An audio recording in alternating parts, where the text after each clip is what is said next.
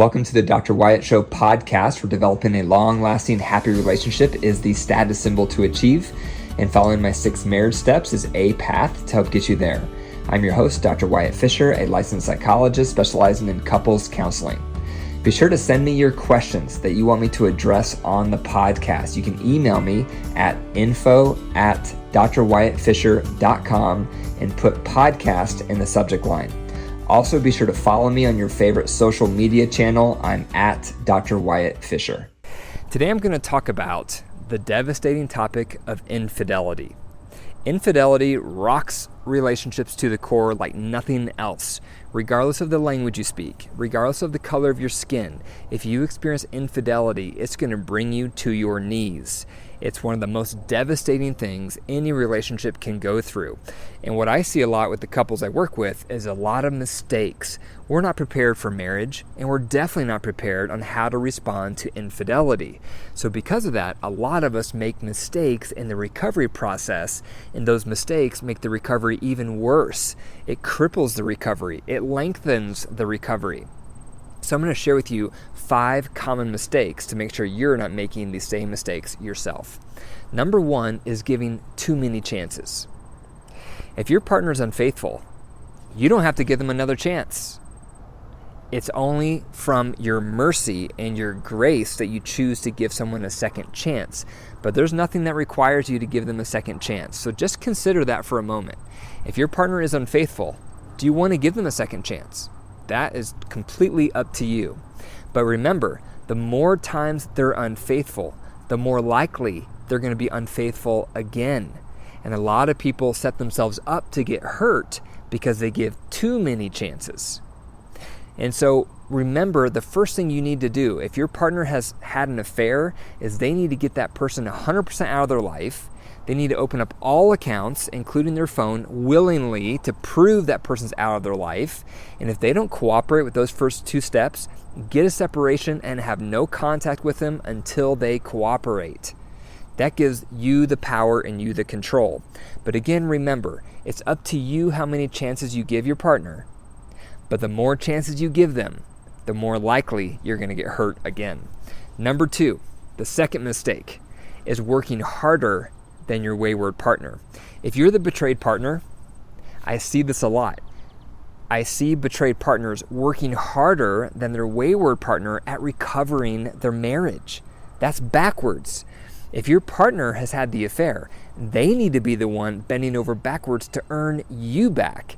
They need to be the ones reaching out to a coach or a counselor. They need to be the ones saying, hey, look at this article I found. Let's read this together. They need to be the ones saying, hey, let's listen to this podcast episode. I think this could help us. They need to be doing everything possible to win you back, not the other way around. If you're the betrayed partner and you're working harder than your wayward partner, then you're just enabling them to leave you. They hurt you. They betrayed you. End of story. They need to be working harder than you at winning you back. You need to be in the position of power, not them. If you're working harder than them, they're in the position of power. Third mistake is not dropping the affair topic. So let's imagine for a moment your partner who's had the affair has done everything right. They've cut off all contact with the affair person. They've opened up all accounts so you can prove and see they have no contact with that person. They've shown sincere remorse. They've let you talk hours and hours about the affair, and they've been empathetic and patient, and they've answered all of your questions that you have about the affair. If that happens, it's time to stop bringing up the affair. And what I see a lot is it's so traumatic for people to be betrayed. It creates PTSD that a lot of partners who get betrayed develop an obsession with the affair, and they can't stop asking questions. They can't stop bringing it up. They can't stop needling all the details to make sure they have all the information 100%. And because of that, the relationship stays stuck and it can't move forward.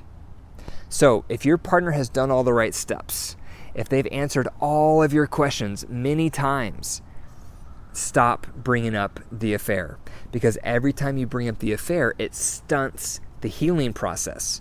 Now that's different than getting triggered because when you get triggered, you do need to bring up your trigger and you need to process through your feelings. And we'll get to that in a moment. That's different than just keep asking about the affair over and over and over and the same questions again and again and again. When you do that, it's not helping anybody. It becomes an obsession because you were hurt so bad. And so asking about it over and over and over can be tempting to think that's going to somehow help and somehow heal, but it doesn't. It just stunts the relationship and prevents it from healing. The fourth mistake I see people making is not managing triggers well.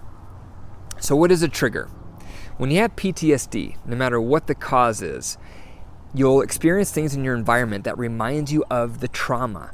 So for example, if you're in combat and then you come home from combat and you hear a loud noise like a firecracker, that could be a trigger because it reminds you of combat.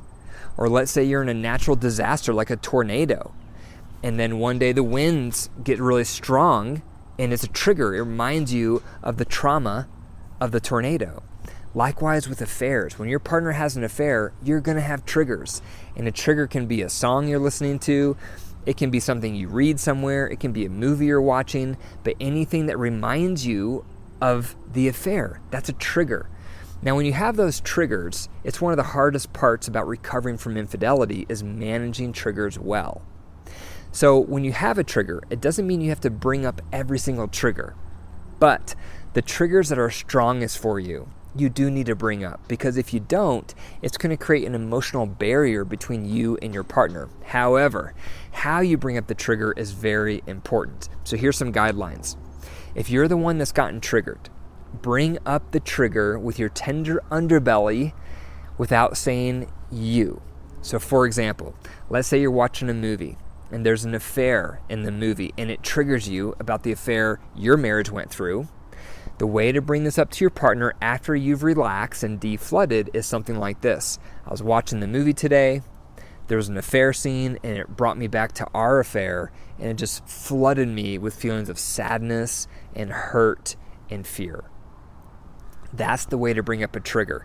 You bring it up without attacking, you bring it up without you statements, and you bring it up with your tender underbelly emotions. Now, if you're the wayward partner, the way to respond back to the affair is first you empathize, like this. I can see how that movie would have triggered the affair. It totally makes sense. Second, apologize. I am so sorry for how I betrayed your trust and hurt you so deeply. Number 3, reassure. I want you to know I am never, ever going to do anything like that again. So if you're the wayward partner, the way you respond to triggers is paramount. The worst thing you can do is get tired of triggers. And that's what I see a lot. The wayward partner gets upset and they get frustrated that their partner keeps getting triggered. But because they get upset, they invalidate their partner's trigger, which keeps their partner stuck in the triggers.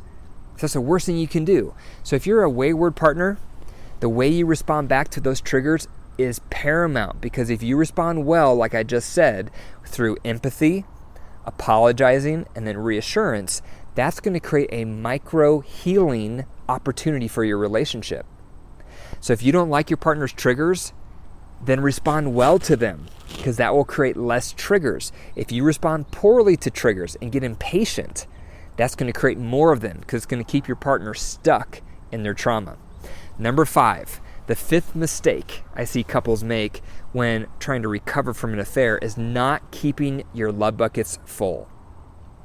So we all have a love bucket inside of us, and we need certain things to fill it up and certain things drain it down. So if you want to affair-proof your relationship moving forward, you have to keep the love buckets full in your marriage. And the best way to do that is to ask your partner, how can I fill up your bucket? What are the main things you need to feel loved and satisfied? And what do I do that drains your bucket? What are those behaviors that I do? Those are the things I need to stop doing and reduce. And so if both partners are doing that, they're actively trying to fill up their partner's love bucket while they stop draining their partner's love bucket.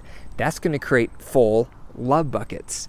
And that's how you naturally affair-proof relationships.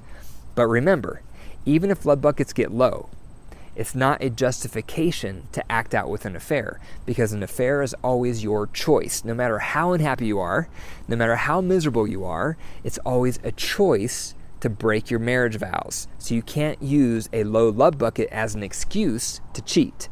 Having said that, the fuller the love buckets are, the more it will naturally affair-proof your relationship moving forward. This is one of the reasons I created my app, Keep the Glow. Keep the Glow is a very powerful way to keep track of the love buckets on your phones. It will train you on filling and stop draining one another's love buckets so that love comes back and stays back and conflicts go down. If you're not already using my app, start using it. Go to the App Store, go to the Google Play Store, look for Keep the Glow. You'll find it, download it, start using it today, because it's a wonderful, powerful way to stop your relationship from being at risk for future affairs. So, those are 5 mistakes to avoid when it comes to affair recovery. Number 1 is giving too many chances. Number 2 is working harder than your partner. Number 3 is not dropping the affair topic if your partner has done all the right steps. Number 4, it's not managing triggers well. And number 5, it's not keeping your buckets full. Thank you for listening to the Dr. Wyatt Show podcast. If you found the episode helpful today, be sure to share it with one other person to pay it forward. Also, if you want to improve your marriage, be sure to receive my ABCs. A is my app, Keep the Glow, KTG. This app is to improve your communication. You can download it wherever you get your apps. B is my boot camp. The boot camp will provide my best resources and live Q&A with me every week. C is coaching. This is where you'll work with one of my master coaches to help you and your partner work through your resentments so that your marriage can improve. To learn more, check the links in the description. And remember, your marriage is alive. If you care for it and nurture it, it will grow. But if you deprive it and neglect it, it will wilt and die. The choice is up to you.